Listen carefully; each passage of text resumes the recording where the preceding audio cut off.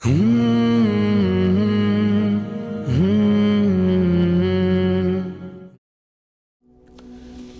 वालेकुम, मैं अबू अमल।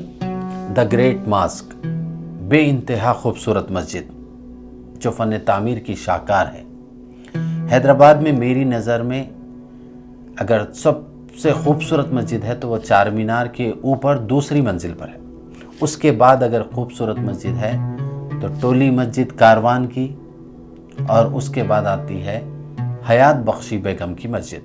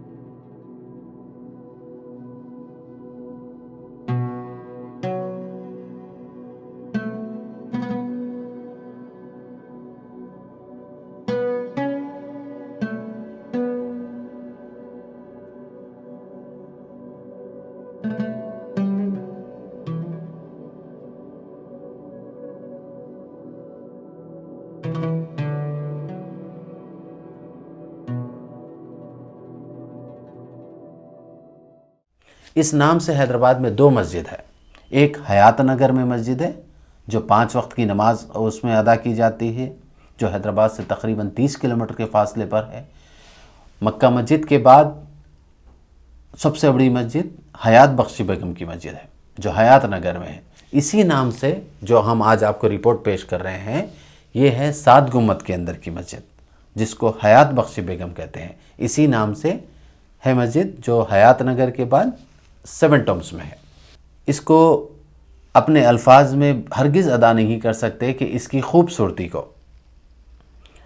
इसकी तारीख़ ये है कि औरंगज़ेब रहमतुल्लाह अलैह जब किले गोलकुंडे को फ़तेह करने के लिए आए थे तो उन्होंने यहीं पर 7 गुम्मत के पास अपना पड़ाव डाला था।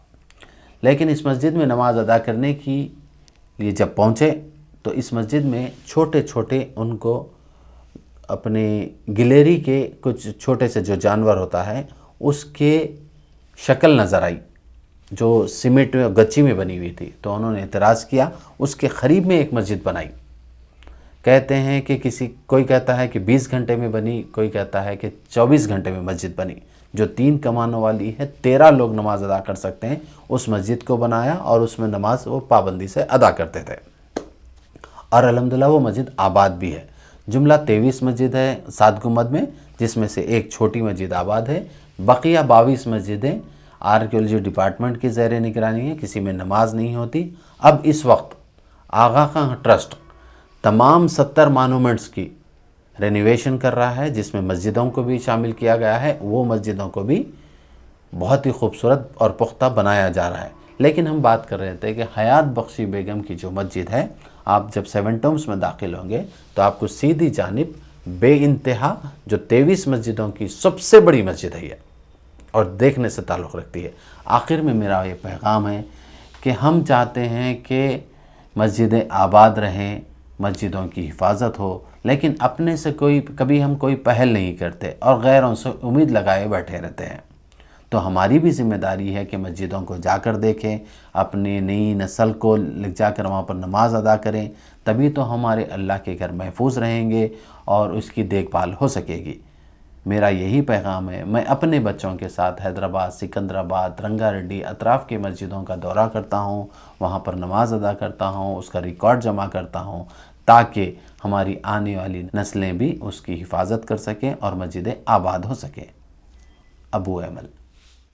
जब आप सबसे यहाँ पे बड़ी इमारत अगर आप देखेंगे तो वो इमारतों में से एक है ग्रैंड मॉस्क ऑफ गोलकुंडा जिसको बोलते हैं, वो मस्जिद। तो मस्जिद जामा मस्जिद है जो हयात बख्शी बेगम के मकबरे के पीछे मौजूद है। अब इसकी एक बात यह है, तारीख़ में इसके बारे में ज़िक्र ऐसा है कि जब इसके ऊपर गिलहरियों का वो बना हुआ था, डिज़ाइन बना हुआ था, जिस पर डिज़ाइन में कमानों के ऊपर गिलहरी नज़र आती थी।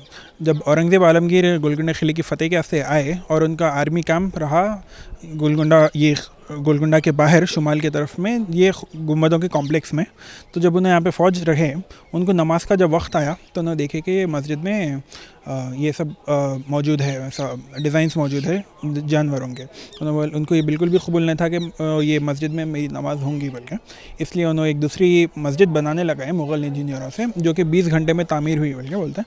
और वो अभी वज़ू ख़ाने के एकदम सामने आपको नज़र आएंगे, हयात बख्श बेगम के मकबरे के एकदम सामने। तो ये जो छोटी मस्जिद बनाई गई आलमगीर के वास्ते, वो देखने में एकदम आपको अलग स्टाइल की नज़र आएंगी, पूरों में एक अलग मौजूद आएंगी। अगर आप बड़ी मस्जिद को देखेंगे, बड़ी मस्जिद के हर कमान के ऊपर एक अलम मौजूद है, और उसकी जो मीनारा है आपको एकदम चार मीनार के मीनारों के वज़ा में मौजूद आएंगे, नज़र आएंगे। और ऊपर जो पाइनएप्पल का जो डिज़ाइन यूज़ हुआ यहाँ पे अनानास का, वो ये मस्जिद में भी बहुत भरपूर नज़र आता है हर जगह कमानों में। और छोटे मीनारा जो है, मीनारों के बीच में भी आपको वही डिज़ाइन नज़र आएंगे।